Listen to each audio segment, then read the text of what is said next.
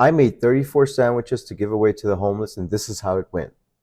Making 34 sandwiches wasn't going to be a quick task, but even with that in mind, it didn't stop me. My first challenge was making the sandwiches before the bread's been exposed to too much air and start to stale. Now that takes a while, but the fresher the bread, the better. Once I laid all the breads out of the first bag, my second challenge was making the sandwiches fast enough and actually putting them in a bag. Once they are all in bags, I would place them in my fridge to get nice and fresh. The meat choices today were turkey and ham, and each of these sandwiches, with the exception of the last 5, were given 2 meats per sandwich. I personally thought that would do better than 1 meat, just so it could fill each individual. Starting with the turkey, I realized making these sandwiches one by one is going to take a long time, and I needed a faster way to make them. But how?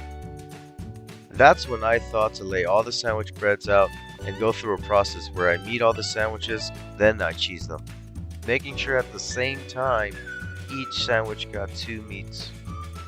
Also, if you didn't know, this was all funded by what I earned from Facebook gaming through November to December, so shout out to my community for supporting all the content I post. Now going back to the sandwiches, as you can see, it's not an easy task and it wasn't something that happened really quick.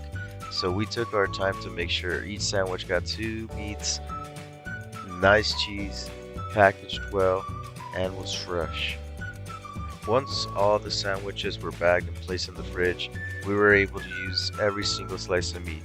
But it was time to change gloves to make sure I don't mix the meat juice with the next item in the goodie bag. The next task at hand was making sure we had the right amount of sandwich bags for the next item we're going to place. Also, if you haven't guessed it already, the next item we're placing is chips, which is something that goes great with sandwiches. And now, what we must do is fill each bag individually with chips. And of course, there's not going to be enough chips to fill up the whole bag, it's just going to be enough for the sandwich.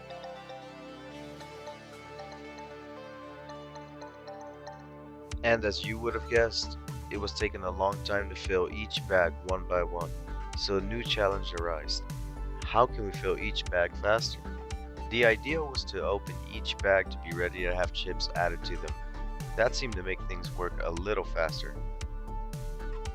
As we were getting closer to the time to give out the stuff, we started packing everything in the handwritten bags with a little message on it.